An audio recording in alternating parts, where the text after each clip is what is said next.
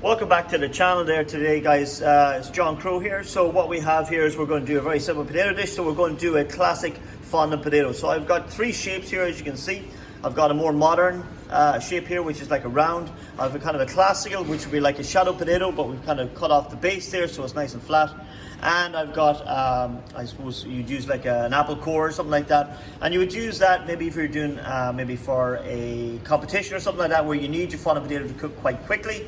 But you still want to have that element as part of your dish, and it also has a nice shape, and you can see there you would serve them maybe three as a portion, stuff like that. So what we're going to do here, this is the first stage here, is where you would shape your potato. You could also have a rectangle here or a square. There's a variety of different shapes here that you could use.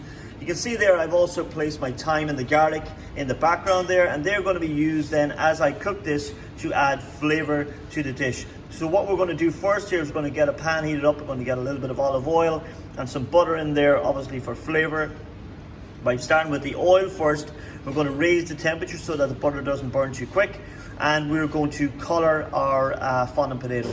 Now classically, a fondant potato is started off by kind of coloring or creating a crisp skin on the two sides of the potato, and then you introduce or add your stock, whether it be vegetable stock or chicken stock generally, to it then to finish the cooking. They're generally then covered with tin foil or whatever the case may be with your frying pan, and they would be finished in the oven. They soak up all the flavor of the butter and the stock, and you have a really flavoursome potato dish that is fantastic with a lot of grilled meats. Okay, so this is stage one here. That we're just showing you the three different types, how they're shaped, how they're used, what elements we use to cook with them, and then the different stages. So that's stage one. So we'll see you again in a second.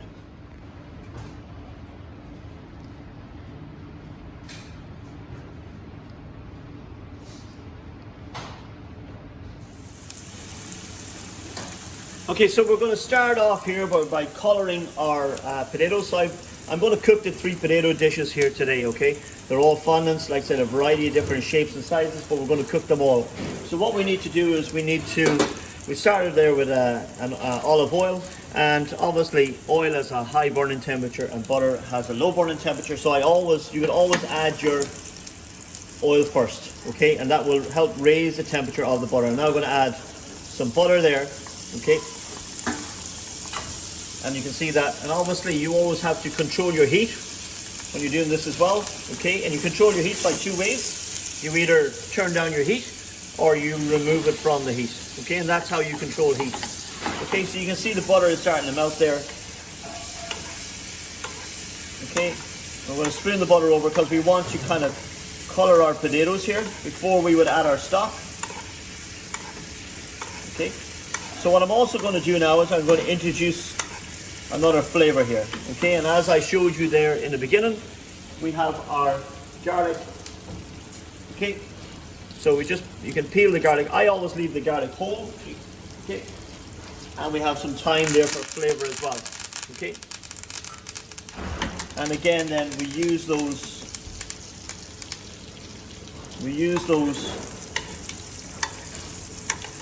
to help flavor, and you can smell the thyme and I can smell the garlic there straight away, okay? Control your heat there. So we're spooning this back over, and this is going to help color and glaze. Now if you're doing these in a professional kitchen, you would have a pot and you would do these slowly on the side of the pot, okay? Slowly inside of the stove.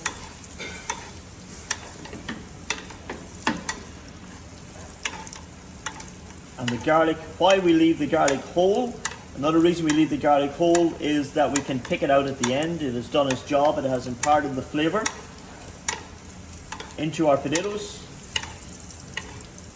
Okay, you can see it's starting to color there. So I'll come back in a second, and once these are colored, and I'll show you the next stage.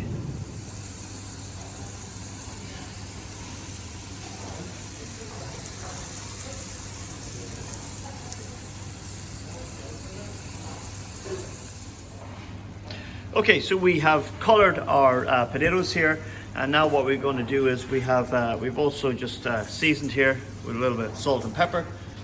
Just be careful if you're using unsalted butter, then obviously you got to season. If you're using salted butter, then just limit your salt or factor that in when you're seasoning. So we also have some stock here, so you could use chicken stock or you could use a vegetable stock. I have my tray here, my tin foil, because I'm going to be covering that now in a second. So I'm just going to add my chicken stock. So you're going to come about halfway up on your items there, okay? So I'm looking at the fondant here, and I'm looking at the kind of the other fondant here, which is more classical, kind of like a shadow size or shadow shape. Come about halfway up. What we're going to do there is going to just bring that back up to the boil, like so. And then what I'm going to do is I have my tin foil here. I'm going to put my tin foil over, I'm going to pop it on my tray, and I'm going to pop it in the oven. These won't take any more, maybe 15 minutes or so like that, but we want to check them obviously with a knife at the end to make sure they're tender. So that's just the next stage here. I'm going to bring it up to the boil. It's just about to come there now that we've added our stock, covered with our tin foil on our tray, and we're going to pop it in the oven. Okay? Okay, so we have cooked these for about 15 minutes. I've checked them then with a knife just to make sure they're nice and tender. You can see there the beautiful shine, the beautiful glaze we have on them. You can see there we have 3 different shapes. They're all classed as fondant. Like I said, if I was doing a competition or if I wanted to cook them quite quickly, then I would do them like an apple with an apple core. That is kind of more traditional here. You could also do a square or a rectangle. And then again, this is very traditional. It's like a shadow. We would cut the base off there as well. Okay. We discarded our thyme and our garlic there at the end, so we just had the flavor imparted from the stock, from the butter. Very rich, very luxurious. A great addition there to maybe a fillet of beef or a loin of pork or even duck and stuff like that. Really easy to do. Can be done possibly in advance and then just reheat it there, but full of flavor, beautiful dish. Again there, thank you very much for watching this video. Thank you for subscribing to the channel. Please check out the rest of the videos that I have. I'm always uploading content. I appreciate your comments and your feedback. And this video here was asked by one of my subscribers, so I hope you enjoy this video, and there's much more to come. So please like, subscribe and share, and we'll see you very soon. So this is John Crowe here on my YouTube channel, and see you very soon. Take care.